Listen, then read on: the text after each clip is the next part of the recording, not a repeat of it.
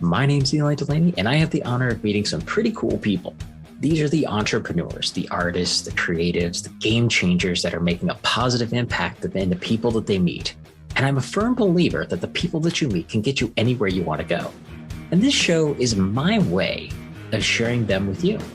It's my way of also helping you meet cool people. All right, welcome to another show, my friends. Today, I am very excited. So this wonderful, cool dude that I met at Apex Live in Dallas last November, or something like that. Brian Galke. He's a super cool dude. You're going to learn some cool stuff about him. He and I met during the Apex event, happened to sit next to each other, and I found out he's a speaker doing some really cool stuff, which is awesome since I usually work with speakers. Started a great conversation. So I'm going to bring him in, but I want to do a little bit of an intro for him. One of the things I love about him is he's a self-proclaimed introverted extrovert, which is funny because I'm exactly the opposite. I'm an extroverted introvert.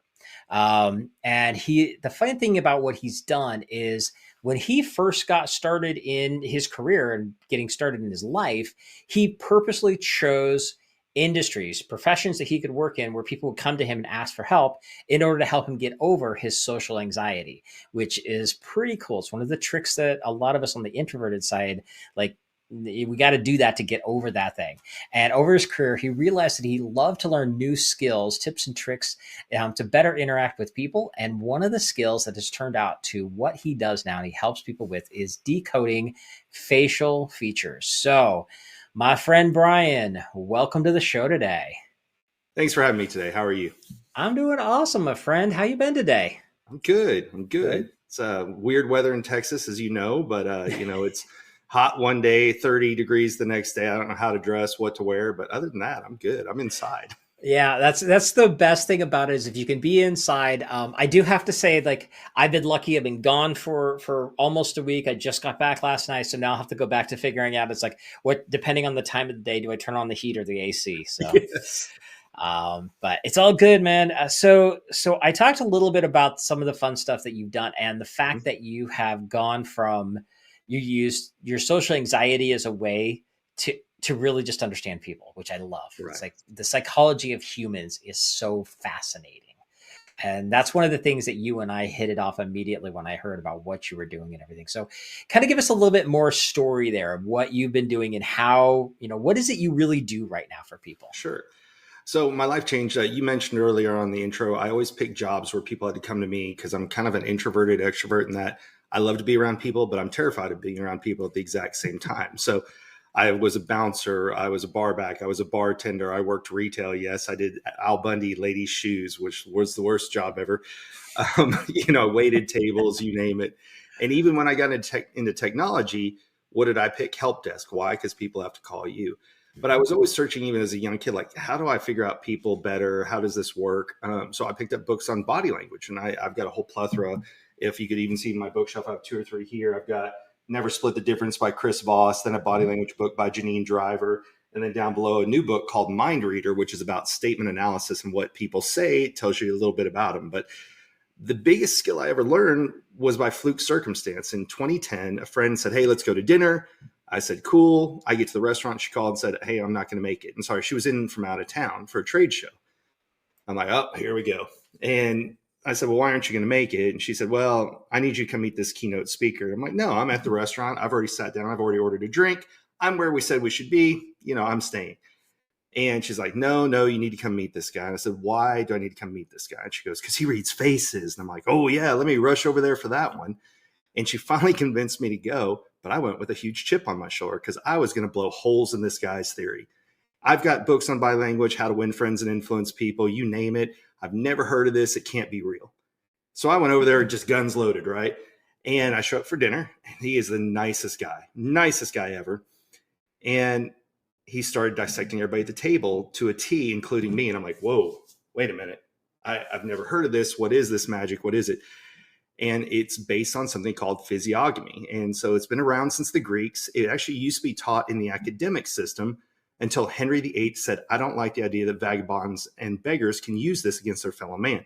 So he yanked out of this scholastic system and it disappeared for a while. but it still stayed in the background. So then during the Renaissance age, it was brought back by somebody called Lavater, but that was at the exact same time that phrenology came into play. So if you've ever been in a store and you see the white porcelain bust of a head and it's got little squares everywhere, that's what's known as phrenology. And what they say is basically, depending on where the bump is on your head, that determines who you are as a person. And it could be like, oh, well, you've got the bump of a criminal. Let's go ahead and throw you in jail. So it's very much about judgment and profiling, which is the complete opposite of what physiognomy is based on. And the reason for that is our faces are constantly changing. There's 42 muscles in the face. When the mind creates movement, movement creates muscle. So our faces are constantly changing. Now, here's the crazy part. Even though you've never heard of it, it's in our everyday lives because every author and every artist, when they were starting out, took courses in physiognomy to know how to describe characters in their books or how to draw them if they were creating paintings or cartoons, you name it.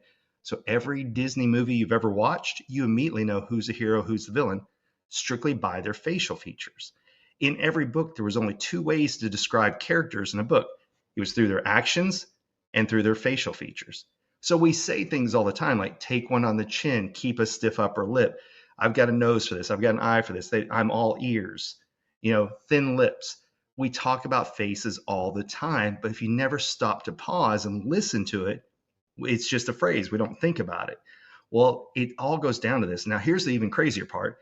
It's taught to attorneys for jury consulting. If you look at anything that a law school is willing to put into play, there's a reason for it. So is it taught at every law school? No. Is it taught in some law schools? Yes.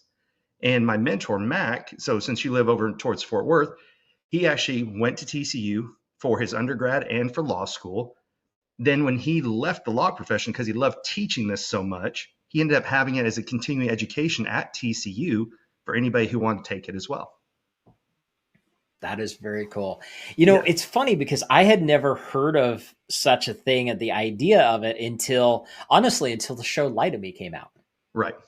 And then there was all the myths of, is it real? Is it not? All that kind of stuff. And there was a whole bunch of stuff out there basically saying that it was all BS. And then when I met you, I'm like, wait a minute, he's doing exactly what that show was talking about essentially.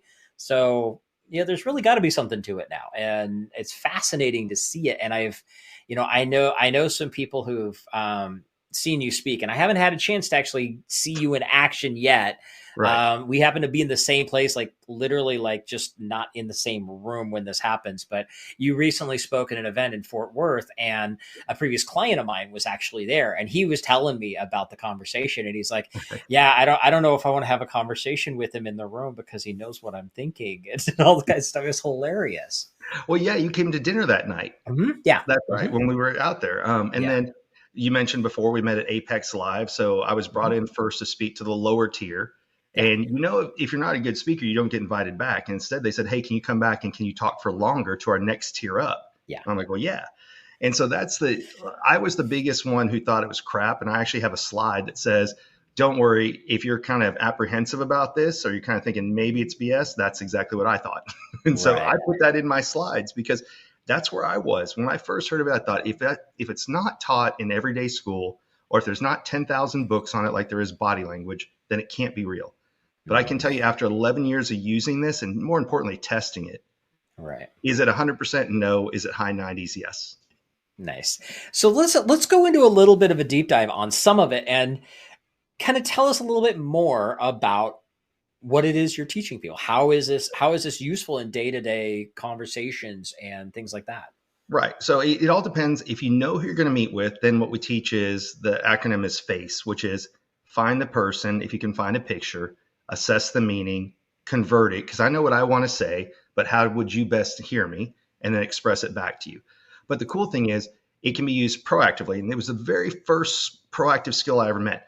Body language, micro expressions, those are all reactive skills, right? You have to already be in the room and then you're paying attention to what's going on.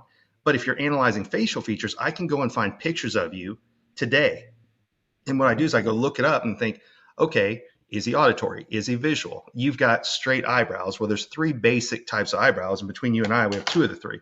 So see, I have angled eyebrows. Right. But if you saw me when I was a kid, I had straight eyebrows like you. Okay. So straight eyebrows are get straight to the point, don't waste my time. So if I have 30 minutes on your calendar, get to the point in 5 minutes and let you ask questions because you've already done your research ahead of time. Mm-hmm. If it's angled eyebrows like I have, it's what's my angle? Help me understand it first so then I can help other people. And the third type of eyebrow, if you see it on someone, is rounded eyebrows. And so rounded eyebrows, think about the people around them. And good examples of rounded eyebrows, since nobody's on here, is Elon Musk and Oprah Winfrey. So Elon could have retired after PayPal, right? And just said, hey, that's it, butt in the sand, drinking margaritas. But instead, he invested all of his money back into Tesla. Why? He wanted an electric car that he could fit 5 of his kids in. But he didn't just say, I'm going to go have one made. He said, I want to bring it to humanity. Then you look at Oprah. What do we know about Oprah? Who she interviews and what does she do for her audience? The whole, you get a car, you get a car. But we don't know that much about Oprah. So when you see someone with rounded eyebrows, they think about the people around them first and themselves second. So let's say I'm selling real estate, just as a simple example, because everybody's bought a house before. Right. Well, somebody with a straight eyebrow wants to know, all right, I'm looking for a 3.3, a 2.2. I'm looking for this interest rate. I'm looking for this payment, right? They like facts, figures, details, data.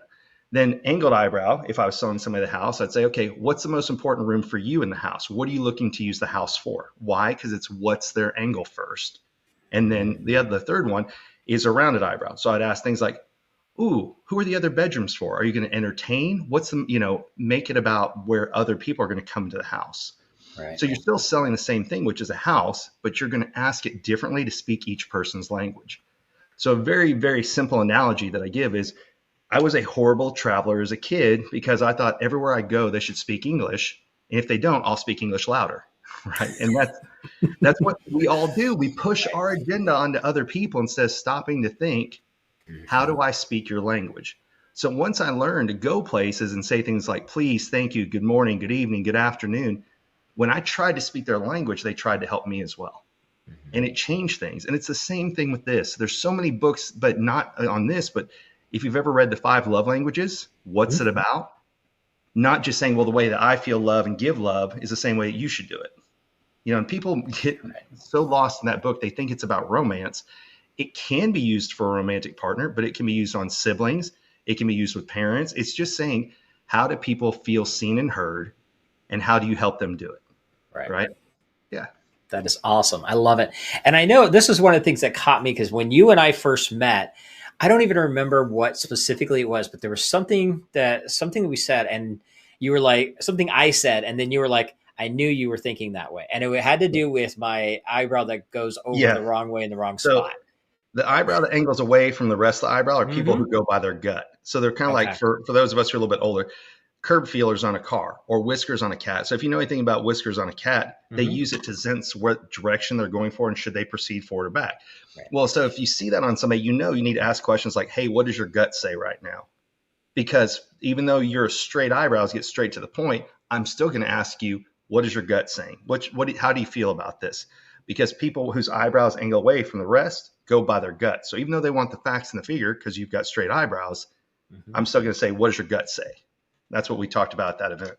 Got it. I remembered that it had to do with that. I couldn't remember the exact thing that I was talking about. I was like, oh, that's good. That's really good. Oh, yeah. Literally, people's faces tell us how to talk to them. We just we haven't been formally taught. Right. But we say things like I mentioned earlier.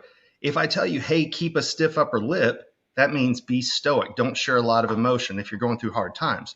So what do we do if we see somebody who's got a stiffer upper lip or a thinner upper lip? Don't ask them a lot of personal questions. Okay. If somebody has larger ears in proportion to the size of their face and smaller eyes, then I know they're auditory. So you start saying things like, hey, does it sound like a good idea? Do you hear where I'm coming from? You say auditory phrases. I'm extremely visual. So even when I hang up the phone, I'll say, okay, I'll see you later. So if you want to speak my language, use visual terms. Hey, picture this. Do you see where I'm coming from? Send me pictures, right? Send me memes. I don't know anybody who doesn't love memes, but I love them more because I'm visual. And I work with a body language expert, Janine Driver, and we've got a course called Read the Face, Read the Room. And I think everybody should pick up her book. You say more than you think. But Janine has a very flat upper lip. Now, when she's on stage, she rocks the stage. And she tells you stories and shares about her mom and her sisters and everything. But that's her choosing to tell it. When she's off stage, if you ask her personal questions, just say, why do you need to know that? She'll stop right then and there. Now, she's from Boston, so they're a little more direct.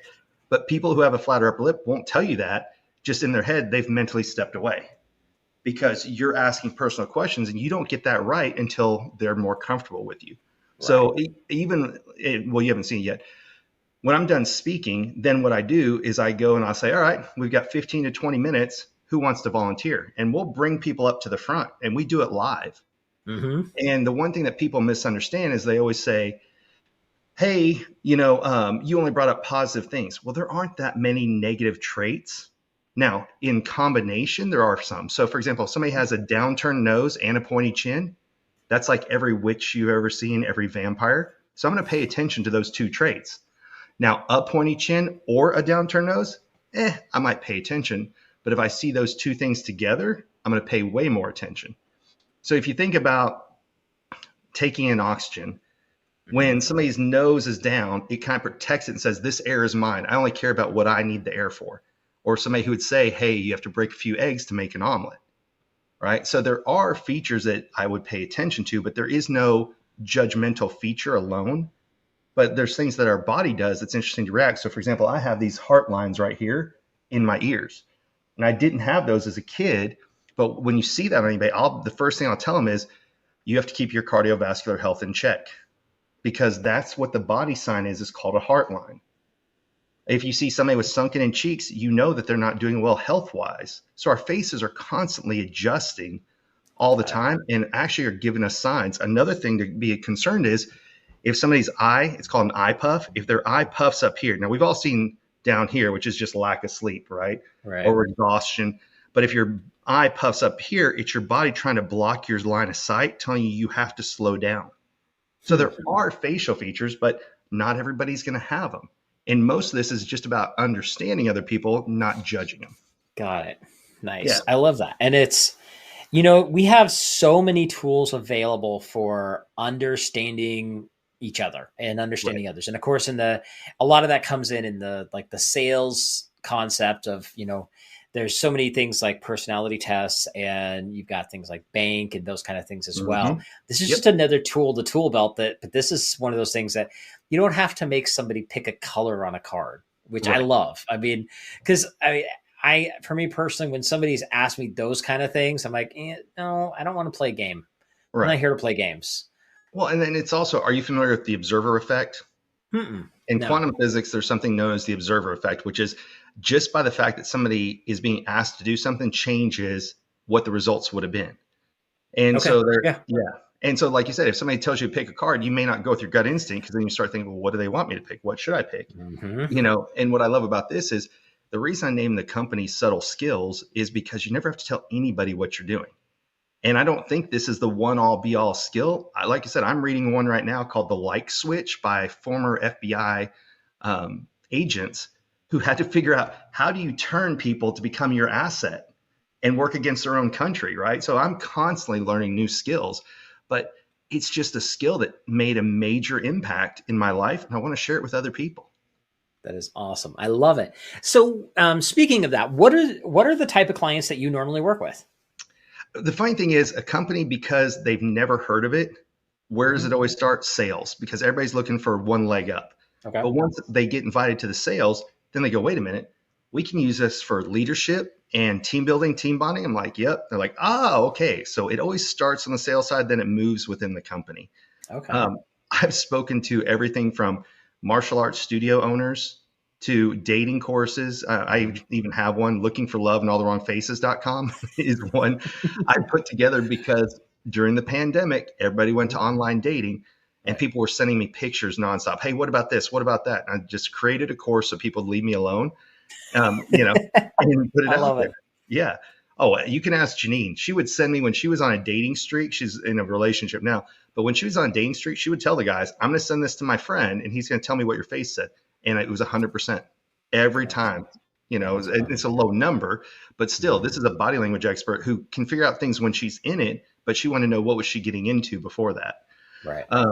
Then I'm speaking to an insurance company next month. I've spoken to engineers. I'm actually in 2025, which I know a lot of times you're like, what, that far ahead? Yes, speakers get booked that far ahead. I'm doing a big conference for attorneys because, again, my mentor was an attorney who walked away from law because of this skill, but not every law school offers it. So I'm going to be speaking to attorneys, in particular DWI attorneys, but it's all for jury consulting. So yeah, it's one of those things of, I love it. I just want more people to learn the skill more. So I have a young daughter, and as much as I love technology, this device connects us to the world, but disconnects us from each other. And I was just reading, even in this book I was telling you about, the light switch, they're talking about the fact that kids don't go out on the playground and figure out how to talk to each other. If your school even has PE, it's rare versus the amount of time they spend in front of a tablet. Right. So the ability to have face-to-face communication is going to be a lost art very, very soon, and not always for the best way. So they in one of the articles I read, people our age, what's the number one public fear? The number one fear is public speaking. Yeah. Now, for younger kids, it's having a conversation, because with this device, you can retake your photo over and over again. You can craft the perfect text message. You can craft the perfect email. What happens when most people call? You send them to voicemail and text them, "What's up?" And in this book, and I keep quoting this because it's just fresh off my head, one of the guys who was teaching for the FBI Academy, he had two people come up and said, "All right, have a face-to-face communication like you and I are doing." And they're like, "What are we talking about?" And he said, "Okay, now turn your back and text each other." And they had an entire text string because that felt safe. And you can ask whatever you want. But in face-to-face, they had no idea what to do.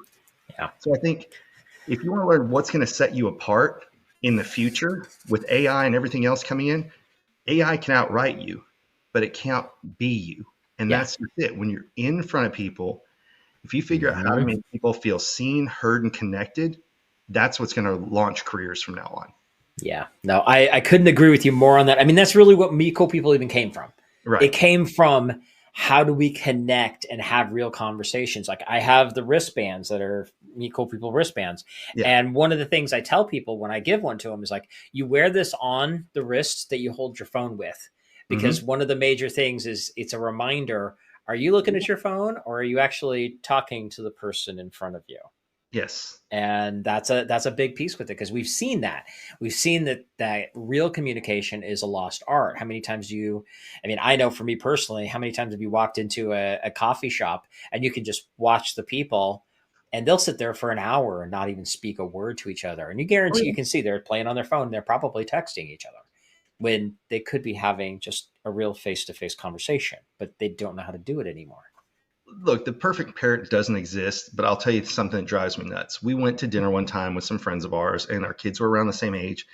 And as soon as we walked in, they walked in, sat their kids down, put earphones on their kids, and slapped a tablet down and said, "Okay, now let's have dinner and talk." And our daughter was taught she has to talk to us first, right? She has to conversate with everyone. If her food, because I always bring kids food first, if she finishes her food, not trying to wolf it down, then we'll give her a tablet after that. Because we realize they bring the kids food first. And if sometimes we're having a good conversation, what's a kid going to do? Well, they don't even bring you crayons and things to color anymore. So we'll let her have her tablet then.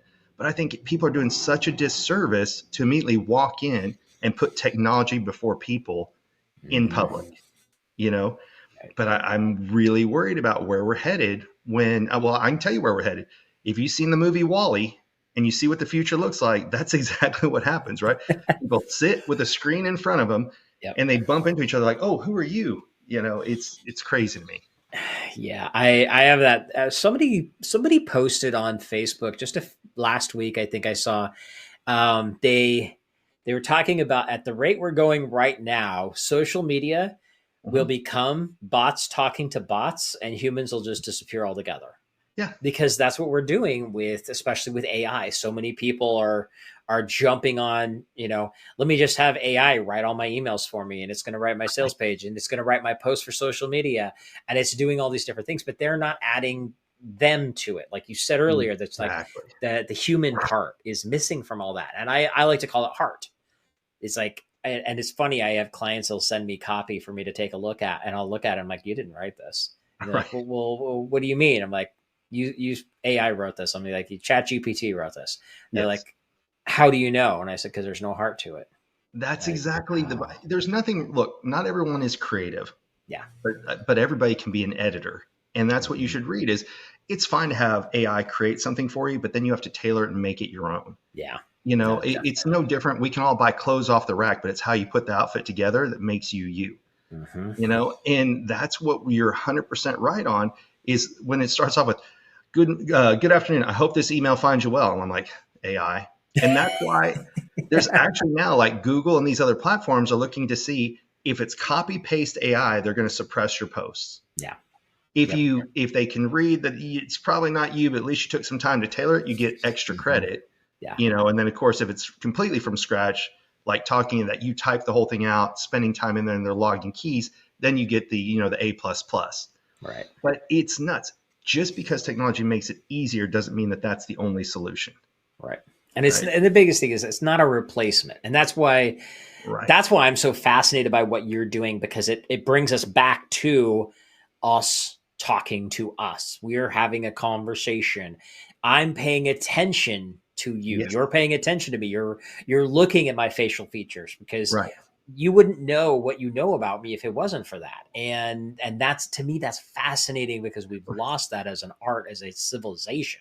Right. And so it's cool stuff. If you've ever read the book Man's Search for Meaning by Viktor Frankl, Yeah. in that book, the first half is he was in a concentration camp, but because he was a doctor, he also helped take care of other prisoners. The second half of the book is the philosophy and what he realized after going through that experience. And what he realized is the people who survived were the ones who said, I want to see my wife again. I want to see my kids again. I want to see my husband again, instead of just, I want to survive for me. And the point of that is we can accomplish more when it's about more than just us. Yeah. And that's why AI is okay. And they always say you're not going to lose your job to AI, but you're going to lose your job to somebody who uses AI. I believe that all day. Right. Because AI has that creative ability to pull from all the resources. We have only what we've been exposed to. Right. So you use it all day long. But there's 4 basic human needs: physical safety, emotional safety. People want to feel seen and heard, and people want to feel connected. Well, I can't help with the first 2, but just learning this skill and giving people your undivided attention is such a rarity now that what builds rapport. It's rapport that builds relationships, and relationships that build business. That's what's going to be different, because like you said, a copy page gets random people who get marketed to. But what happens when you have to meet with the people? Or if you want to host in-person events, you're still going to have face-to-face communication. Yep. So polish up all the skills. The reason I always recommend Janine's book is after we were all in lockdown, well, people got bad with their body language. So that book, You Say More Than You Think, is what does my body language say about me when I walk into a room? Now, the other body language book I recommend is the opposite, and that is Joe Navarro, former FBI agent, wrote a book called What Every Body Is Saying, and that's what does your body language tell me about you? So I recommend those books. Work on yourself, then learn to understand others. And it's the same thing. The first place I started after I learned to decode facial features was in there looking at my own face. Whoops. You know, and then I started working on other people. And where can you practice this skill? Servers. They love it because you're giving them time and attention. I get free food and drinks. I get upgrades on airplanes and hotels because I'm practicing the skill on the people that everyone else ignores. Right. Yeah. I love it. This is awesome. Okay. So yeah, this has been great stuff. And I mean, I cannot recommend enough for everybody to connect with you and check out the stuff that you've got going on.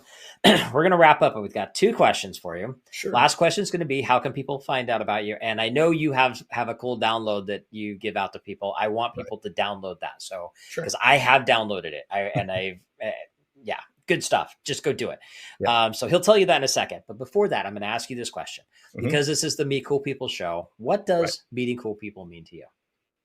Meeting cool people means getting out of your bubble and going to new events, new experiences, new friend groups, and seeing what else is out there. Because like we mentioned earlier, it's about exposure. And the way you meet cool people is you get around other people like you. So for example, you and I met at Apex Live. Why?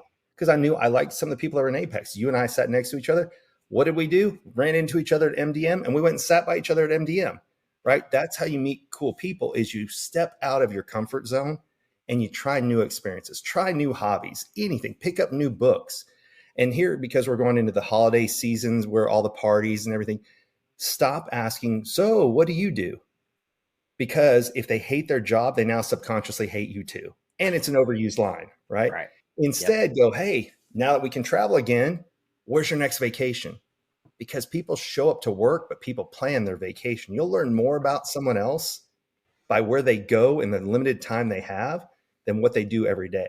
Because some people only show up for a paycheck and they're miserable.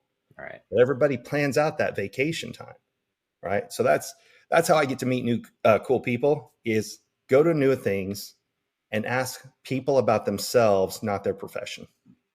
Awesome. I love it. Love it. Love it. All right. So how can people get more amazing, cool stuff and get to know more about what's going on with you? All over social media, I'm Subtle Skills. So website, subtleskills.com, TikTok, Instagram, everything is just at Subtle Skills or just Subtle Skills. And then because no one can spell subtle, you can go to getthecheatsheet.com and that'll take you to the landing page that you can download the cheat sheet that we talked about earlier. That is awesome. I highly recommend everybody go check that out because I have downloaded it. It has got some amazing stuff in it. And reality is, when are you going to have a book? There's my next question. When are you going to I'm working on it right now. So okay.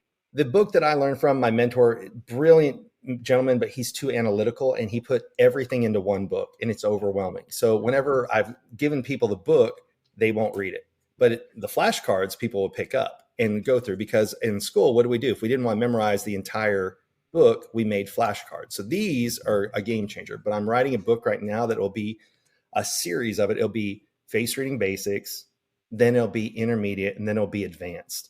And yes, I said face reading. That's what it is. I just call it decoding facial features because as soon as you say face reading, everybody goes, ooh, can you read palms too? I'm like, no. So awesome. Okay. So one more time, what's your website link? Subtleskills.com is the website. And if you want the cheat sheet, it's getthecheatsheet.com. All right. Very cool. Thank you so much, my friend. This has been awesome. And I knew we were going to have a great chat. And I like to just listen to you talk about some of the stuff that you're doing because it's very, very cool stuff.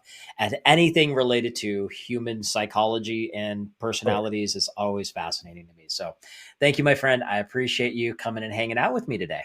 Yeah, thanks for having me. I enjoyed it. Awesome. And everybody listening in, get out there, have an amazing day. As always, if you like this, be sure to subscribe, share all the kind of fun stuff, and get out there. Have a great day. And that wraps up another Meet Cool People show. Now, if you like what you heard, be sure to give us a like, subscribe, or review so I can help introduce these amazing cool people to even more amazing cool people. And just remember, meeting cool people is just the beginning.